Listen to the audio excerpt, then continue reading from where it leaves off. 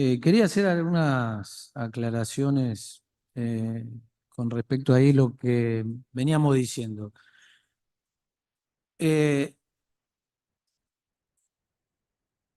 Creo que tenemos que sincerar algunas cosas, porque si no parece que hasta diciembre de 2023 vivíamos en Disney y parece que ahora vivimos en el infierno.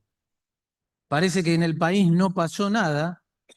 Parece que 280% de inflación en el 2023 no es un dato registrado. No es un dato registrado el esfuerzo que en solo 4 meses está haciendo nuestro gobierno para sostener la educación pública, no solo la universitaria. Parece que ustedes no están registrando lo que está pasando en el país. Hay que acompañar el esfuerzo que está haciendo nuestra sociedad y que está haciendo el gobierno. Entonces, empecemos por sincerarnos, por poner las cosas en claro, tanto ustedes como nosotros. Nosotros llevamos solo 4 meses. Apenas estamos entendiendo cómo funciona. Ustedes, muchos de ustedes, llevan mucho tiempo en este sistema, muchos han sido reelectos varias veces, muchos de ustedes saben los abusos y arbitrariedades presupuestarias que se cometieron durante la gestión anterior. A ninguno de ustedes escapa los casos como lo de Formosa, donde sistemáticamente se atacó a una universidad por razones políticas. Entonces, ¿cómo podemos decir que no hay ninguna violación al respeto de la disidencia política o ideológica, como acaba de decir mi amigo el rector, cuando tenemos casos concretos no solo de una persona, sino de una institución completa, y no es la única?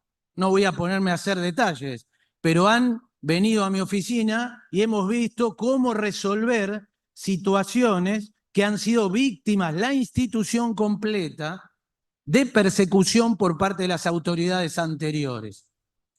Entonces, no era Disney. Pongamos las cosas bien en claro. De la misma manera que les quiero transmitir que no es ni intención de nuestro gobierno cerrar ninguna universidad pública, sino muy por el contrario, defenderlas. Y la manera que tenemos de defender las universidades públicas es cuidarlas también del abuso que se ha cometido cierta estructura burocrática que ha controlado y controla esas universidades. Yo les traigo otra mala noticia. En nuestra gestión, el sujeto de la gestión no son ustedes.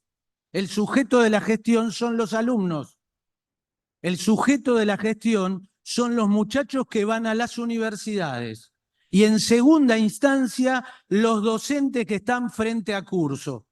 Lamentablemente, ustedes están muy atrás. O sea, la burocracia universitaria para nosotros no es una prioridad. Pero si realmente, y lo creo por parte de ustedes, porque si no, no estarían acá sentados, quieren a sus instituciones. Entonces, juntos, veamos de qué manera, lo hacemos juntos, digo, eso quiere decir que ustedes también tienen que participar, de qué manera ponemos al sistema universitario de nuevo en un lugar que no es una campaña de desprestigio, como dijo el rector de Rosario. No es una campaña de desprestigio. Es lo que la sociedad observa. Porque la sociedad, nuestros alumnos, también los observan a ustedes y habitan sus universidades. Entonces ellos también ven las cosas que pasan. No son sujetos pasivos, y lo demostraron en la última elección, no son sujetos pasivos. Entonces, los alumnos también ven las cosas que suceden y ese desprestigio no es fruto de una campaña, sino de cosas que también hay que cambiar. Porque no es solamente que el gobierno nacional, que lleva solo 4 meses, es el enemigo que viene a destruir el paraíso de Disney. Hay cosas que también acá hay que poner en claro. universidades de reciente creación, en diciembre, sin autoridades, con apenas el nombramiento de un rector normalizador, se le transfirieron 400 millones de pesos a cada uno sin ningún tipo de control y sin justificación. Acá quien me antecedió en el cargo se quejaba de los cambios que hicimos en diciembre en la asignación de presupuesto. Bueno, dice que hay 20 universidades afectadas. Lo que no dice es que si hubiéramos seguido con ese sistema, que por otra parte no es el sistema histórico, hubiéramos perjudicado al resto de las universidades. Y hoy tendríamos 40 universidades que se quejarían de tener una reducción de presupuesto. ¿Pero esto a qué se debe? No creo que sea una maldad de quien me antecedió, sino de un sistema. Ese sistema era la asignación arbitraria de presupuesto, cosa que nosotros, y es una cosa que definimos apenas asumimos, vamos a tratar de terminar con las arbitrariedades en el presupuesto. Eso significa que juntos vamos a tener que construirlo y que el proceso histórico por el cual se llegó a este presupuesto no es algo que nosotros vamos a convalidar ciegamente. Vamos a revisarlo, vamos a mirarlo, y va a tener que estar justificado de acuerdo al gasto real para el que fueron creadas las universidades. El segundo caso que me quiero referir sobre la llamada adoctrinamiento o persecución política o imposición, lamentablemente no tendría yo la casilla de denuncias que hemos creado para que los alumnos nos cuenten lo que pasa, llena de mails, videos y audios que nos mandan los alumnos. A tal punto que yo en el día de ayer determiné que toda esa información va a estar bajo la custodia de la Ley de Protección de Datos Personales, porque tampoco nosotros podemos asumir que lo que se dice ahí es verdad. O sea, no es un juicio. Nosotros vamos a, como le adelanté yo a algunos rectores, eso lo vamos a conversar con las autoridades. ¿Pero para qué? Nosotros no queremos la sanción, queremos el cese de la acción. Quizá el caso, de la misma manera que nos comentaba de su profesor, y yo tuve muchos profesores muy buenos, y además pueden preguntarle a mis alumnos, porque yo sigo dando clase, también hay otros profesores. Un caso que particularmente tengo en observación es una profesora titular de Filosofía del Derecho, que no voy a decir la universidad, lo vamos a conversar con el rector, que solo le pone presente a los alumnos si van a las marchas. Entonces, ¿cómo es eso? Si un alumno no va a una marcha sindical o de protesta, no puede regularizar la materia. Se los cuento porque es el caso que tengo más avanzado y estudiado y con personas de carne y hueso que vinieron y lo contaron. Pero como eso hay cientos. Y también somos nosotros acá los que tenemos que, por eso yo los quiero convocar a un acuerdo, como lo hice también en el CRUP. Increíblemente fue en una universidad privada donde el presidente señaló un caso grave de persecución ideológica. Yo los quiero invitar a ustedes, y seguro ustedes van a estar de acuerdo conmigo, porque es lo que indica el artículo 33 de la ley, es que reafirmemos el compromiso del sistema universitario con la pluralidad, la tolerancia y la convivencia de distintas ideas políticas. Particularmente en este caso se centra en alumnos que tienen simpatía por el presidente o por nuestro espacio político. Pero yo defendería a cualquier espacio político o a cualquier pensamiento que se viera afectado. Ahora, también es grave que un vicerrector de la universidad más importante de la Argentina señale que nuestros simpatizantes no pueden ser alumnos de la universidad. En horario central, en todas las televisiones y en todos los medios. Entonces nosotros también, digo, el gobierno anterior no era Disney, si no hubiera ganado las elecciones, Y las universidades también tienen muchas cosas que cambiar. Todos ustedes saben que hay muchos docentes que ejercen una violencia ideológica sobre nuestros alumnos. En este caso particular sobre nuestros simpatizantes, pero reitero, lo haría por cualquiera, sea peronista, radical, de izquierda o de una filosofía extraña mientras esté dentro de la ley y la Constitución. Entonces yo los invito a eso. Acompáñenos a hacer esto. Porque si no, van a surgir casos cada vez más graves. ¿Por qué? Porque nosotros los vamos a atender, nosotros tenemos un compromiso con esto. No es que nosotros es retórico. No vamos a permitir que se persiga a nadie por razones políticas. Ese es el fundamento de la reforma. Ese es el fundamento de la ciudadanía universitaria, sea alumno o sea docente, porque también hay docentes que se sienten inhabilitados por determinadas posiciones de las autoridades en ejercer su libertad de cátedra. Entonces yo los invito, ratifiquemos, y estaría bueno que de este plenario salga una ratificación y compromiso en defensa de la pluralidad, la diferencia de ideas, la tolerancia, las distintas corrientes científicas que puedan cohabitar en nuestro medio ambiente universitario. Y después no quiero irme sin señalar que también ustedes tienen que aplicar, somos todos acá funcionarios públicos, tenemos que aplicar la ley.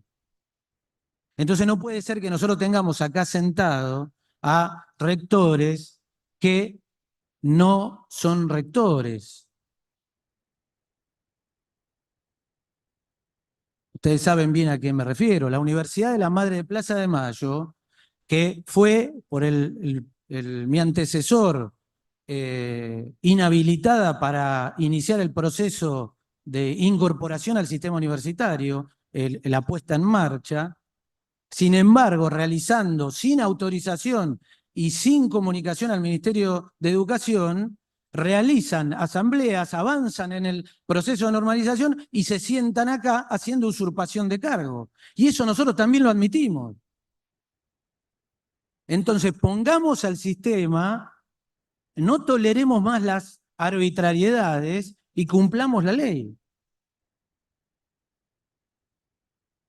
También les quiero comunicar otra cosa. Es nuestra intención avanzar en lo posible en que no se perpetúen los cargos en la universidad. No puede ser que nosotros tengamos reelecciones indefinidas o rotaciones indefinidas entre rector y vicerrector. También hace al pluralismo que haya una variación en la conducción. Tampoco queremos que continúe la acumulación de cargos. O sea, tenemos casos de rectores o vicerrectores, legisladores y miembros de la CONEAU, 3 cargos. Creo que ahora cesó, pero igual. Tienen que ser exclusivamente rectores, tienen que abocarse a la tarea pedagógica. No puede ser que acumulemos cargos de distintas funciones. Y no es porque sean o no ad honorem. Es simplemente para que nos concentremos en la tarea específica. ¿Cuántas horas tiene el día? Entonces, a alguna de las tareas no le estamos prestando la suficiente atención. Entonces, eso es otra cosa que les pido que nos acompañen. Por mi parte, yo les pongo a ustedes primero la gestión de puertas abiertas. La gran mayoría de ustedes ha venido a conversar conmigo y hemos tratado de ver los problemas específicos y ir buscándole una solución.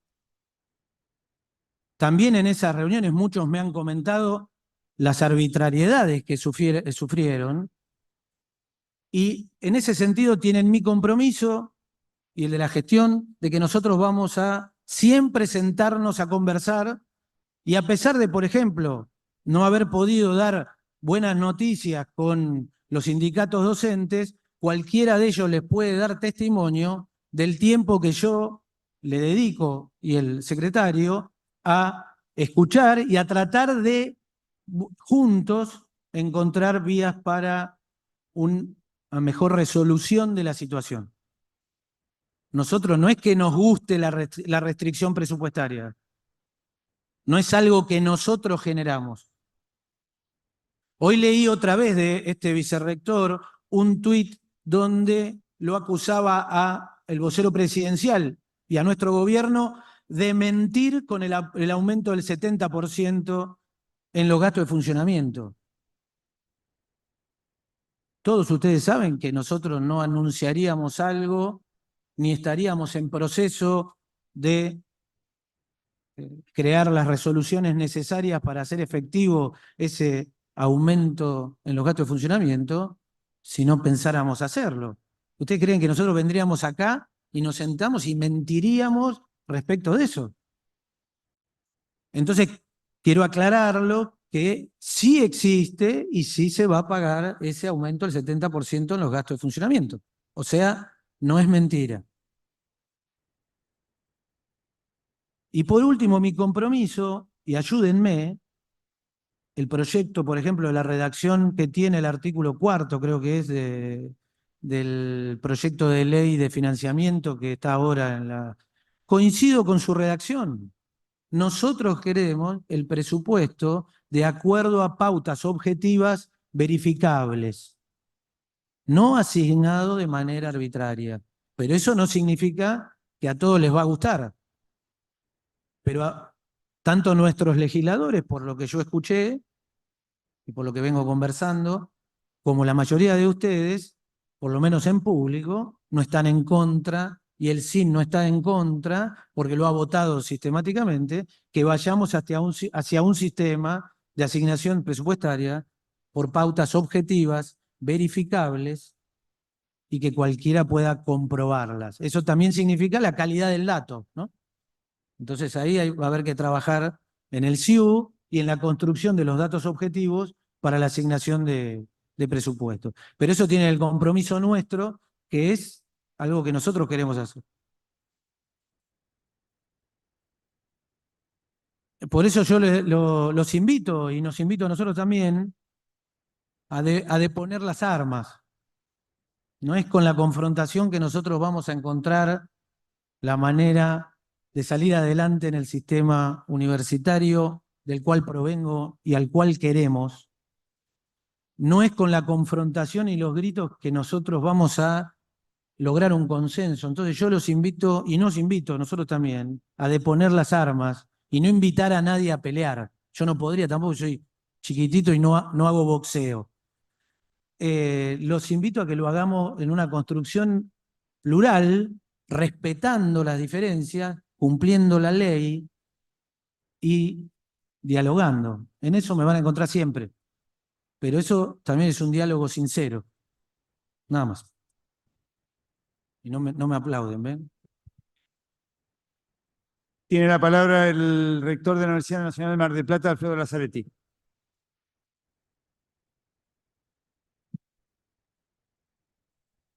Bueno, saludar al rector de la Universidad General San Martín, que como siempre nos recibe con una gran hospitalidad en su casa. Saludar a todos los colegas, rectoras, rectores. Saludar también a los funcionarios de la Secretaría de Educación que hoy nos acompañan. Tengo el desafío de hacer una intervención después de que habló el policía malo. Todos los demás hablaron con el policía bueno. A mí me va a tocar contestarle algunas de las cuestiones al policía malo, que tiene muy alta estima Disney. No sé por qué. Yo la verdad que no me imagino que sea tan paradisíaco ese parque de diversiones norteamericano, pero bueno, puede ser porque no he tenido la suerte de visitarlo. Bueno, yo quisiera hacer algunas consideraciones de diverso tipo. No voy a entrar en un ping-pong a contestar todo lo que se ha dicho, que hay algunas cosas que se comparten y otras que no, y manifestar algunas consideraciones. En primer lugar, yo digo por cómo se encaró en alguna medida la discusión presupuestaria. yo dada mi formación, soy contador y profesor de Administración Financiera Gubernamental, nosotros tenemos básicamente de cada 100 pesos que entran, antes 90 se iban en sueldos y 10 se iban en gasto de funcionamiento. Esos gastos de funcionamiento, se lo digo con conocimiento de causa porque lo hemos chequeado, se van en servicios, en contratos de alquiler, se van en contratos de limpieza y de maestranza, y entonces nos quedaría de los 10 pesos, 2 pesos, 1 peso. Entonces los gastos que se pueden achicar, que yo no les niego el valor simbólico, cuando los nazis bombardeaban Gran Bretaña y había restricción alimentaria, Churchill también comía lo que comía la población, y eso es un valor simbólico importante, un valor moral, y nosotros estamos dispuestos a hacerlo. Ahora no nos engañemos, que el árbol no nos tape el bosque.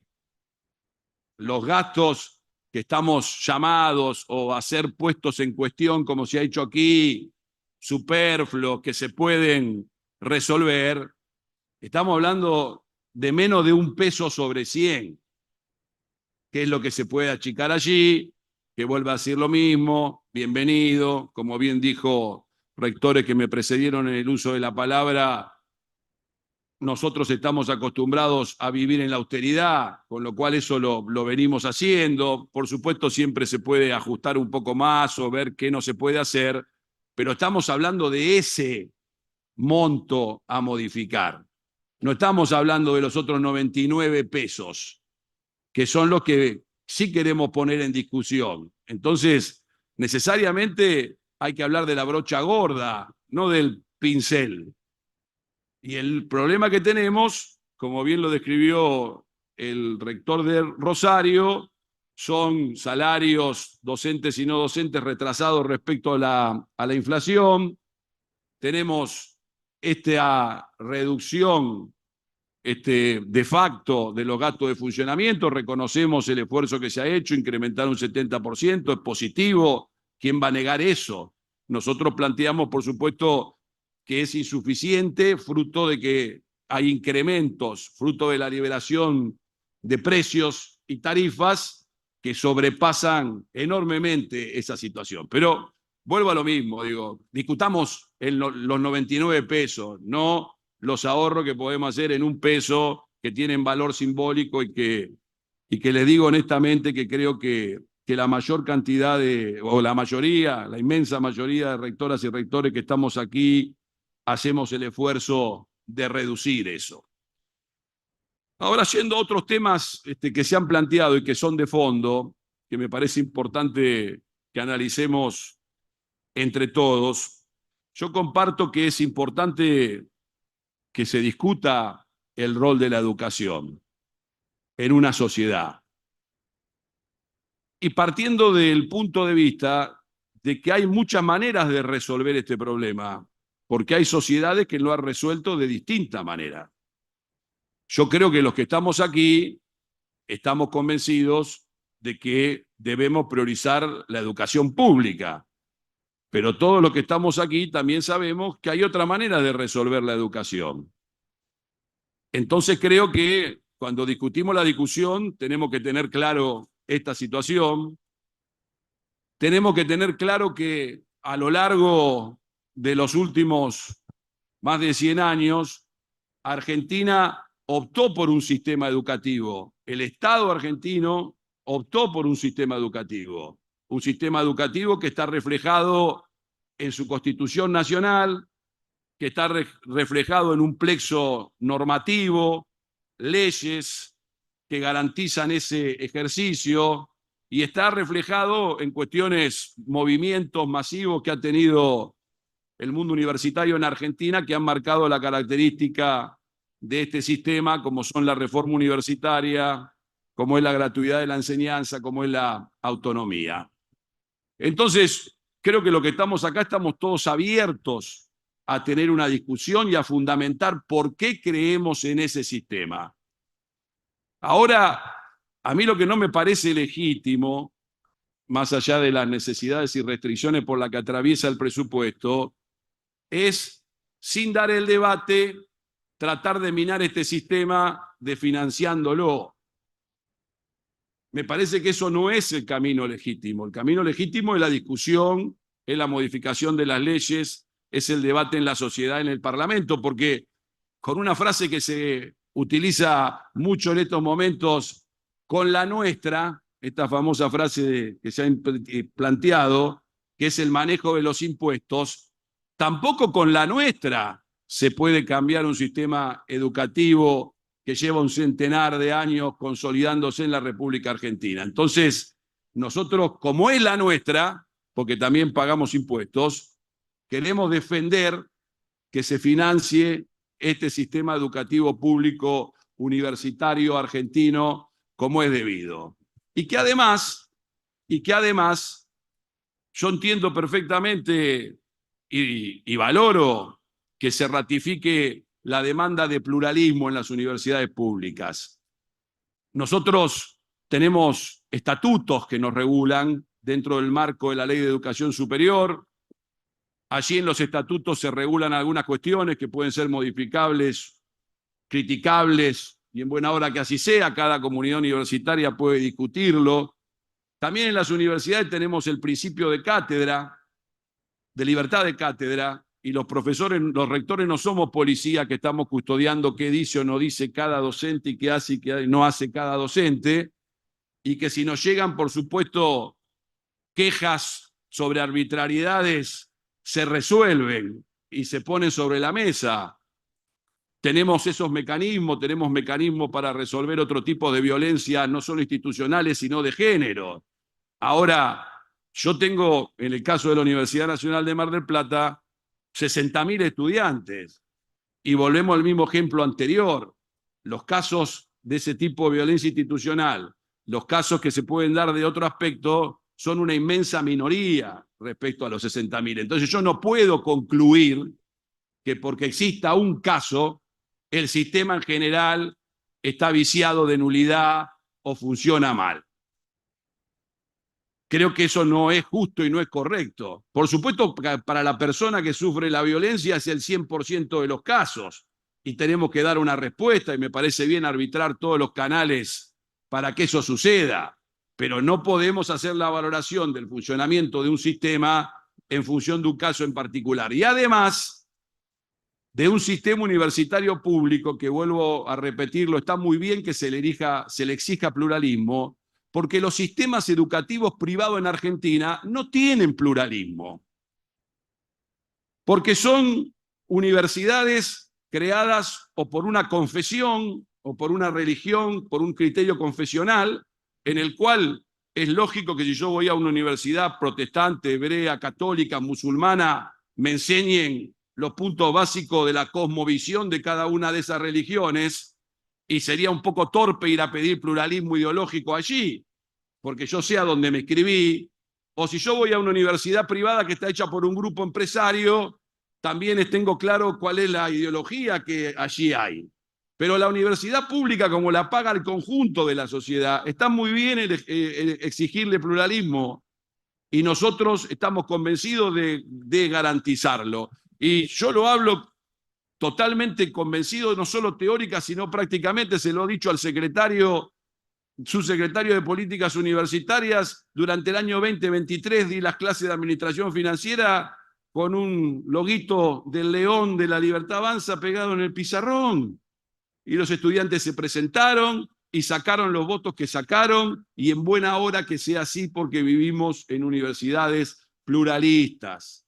Entonces, que haya un caso, 10 casos, no pueden invalidar la existencia de 2.200.000 estudiantes que acuden al sistema universitario público, y entonces, a partir de problemas puntuales, querer deslegitimar la cuestión general. Me parece que eso es un error, me parece que de alguna manera es una cierta tergiversación, y nosotros, como Consejo de Universidades Públicas, porque somos un consejo de universidades públicas, no nos dividimos por niveles jurisdiccionales, sino nos dividimos por quién nos financia. Tenemos el derecho de invitar a quien nos parezca correcto invitar a nuestras reuniones, pero apreciamos las sugerencias y los comentarios que se pueden hacer. Y además de eso, como somos universidades públicas, tenemos la absoluta convicción, desde hace mucho tiempo, porque además muchos, como algunos de ustedes, nos formamos en el movimiento estudiantil, que la razón de ser son los estudiantes, no somos los rectores. Los rectores somos coyunturales administradores, que tenemos que garantizarle a todos los jóvenes argentinos la mejor calidad educativa posible y tenemos que garantizarle el derecho de acceso a la educación superior, porque estamos convencidos que es un derecho, porque así como fue un derecho en el siglo XIX y levantado por los liberales en gran medida, generalizar la educación primaria, como el siglo XIX en su primera parte también generalizó la educación secundaria, a nadie se le puede omitir que en el siglo XXI es fundamental que acceda la mayor cantidad de nuestros jóvenes a la educación superior. Necesitamos que el 50% como mínimo de la población argentina tenga título universitario, no solamente el 15%. Porque las sociedades, en esta coyuntura, el mayor capital es el conocimiento y el mayor capital es la gente que tiene ese conocimiento. Entonces, nos parece que tenemos que profundizar ese camino. Yo creo que tenemos que buscar un punto de acuerdo en estas miradas y cosmovisiones diferentes. Yo me permito dudar, sin que esto sea en modo alguno una intención de faltar el respeto a nadie, acerca de que las restricciones presupuestarias son provisorias. Me permito dudar porque si hemos visto la aplicación parcial o incipiente del sistema de voucher, bueno, si hay una mejora en el sistema presupuestario, a mí no me garantiza nadie que se ponga en la educación pública. A lo mejor el modelo es ponerlo en la educación privada.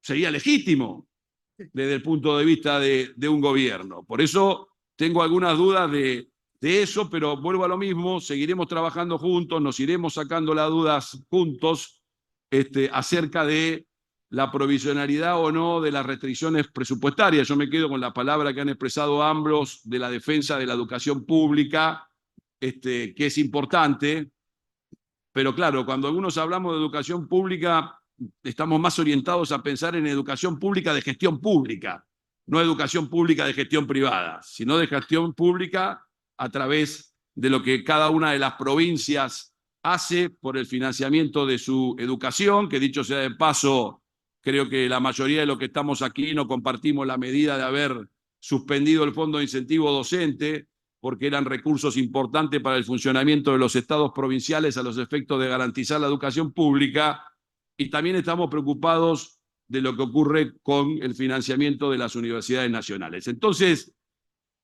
me parece que tenemos que caminar, encontrar puntos de coincidencia, ir viendo sobre la práctica qué es lo que ocurre. Como ustedes saben, este Consejo ha decidido no solo hablar con el Poder Ejecutivo Nacional, también hablamos con el Poder Legislativo Nacional, al cual le reconocemos, si se quiere, un poder originario. El Congreso crea las universidades, el Congreso interviene en las universidades, el Congreso le vota el presupuesto a las universidades, el Congreso audita a las universidades a través de la Auditoría General de la Nación, que además tiene rango constitucional. Porque digo, cuando hablamos de rango constitucional, hay un largo recorrido atrás del rango constitucional. No es que las cosas están escritas en la Constitución por un descuido de alguien. Están escritas en la Constitución porque hay una sociedad representada a través de sus constituyentes que ha redactado con total conciencia ese texto constitucional. Y entonces nosotros estamos convencidos de que hay que defender este sistema, lo vamos a hacer siempre, a pesar de cualquier gobierno, de cualquier signo político, que no comprenda la importancia de mantener este sistema universitario público, que no solo forma profesionales, sino que produce conocimientos, se realiza la investigación, hacemos extensión, tenemos un fuerte compromiso social, y esto se muestra en que desde hace por lo menos 5 años, todas las encuestas de opinión dicen que la institución más prestigiosa de la República Argentina son las universidades nacionales. Y ese prestigio nos lo hemos ganado con esfuerzo, con trabajo serio y responsable, y vamos a hacer lo imposible para mantenerlo así, porque confiamos en que la gente valora lo que hacen las universidades. Generan un gasto importante, es verdad, son un maravilloso canal de ascenso social, es verdad, y quiero terminar con una frase que alguna vez le escucharon al primer ministro de la India, cuando la India finalizó con el proceso de descolonización y pudo ser un país independiente, con una enorme pobreza, como todavía hoy tiene, pese a haber sacado 400 millones de personas de la pobreza. Estamos hablando de un país que hoy tiene 1.400 millones de habitantes, en esa época debería tener 800, 900, que frente a la realidad de la enorme y terrible indigencia que atravesaba esa gente, le preguntaron a Nehru por qué se mantenía un sistema universitario y de investigación científica cuando había otras prioridades que resolver. Y Nehru le dijo, justamente porque somos pobres, tenemos que invertir en educación y en ciencia, porque eso es lo único que nos sacará de la pobreza. Me parece que este puede ser un punto de encuentro. Trabajemos juntos y construyamos y cimentemos un sistema mejor. Muchas gracias.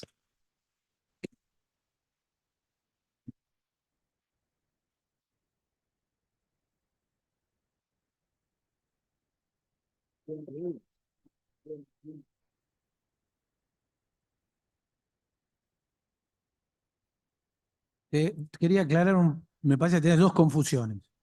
¿Cómo no? Debo tener más, pero... Primero, el sistema educativo, el sistema de educación Sí. también incluye al sistema privado.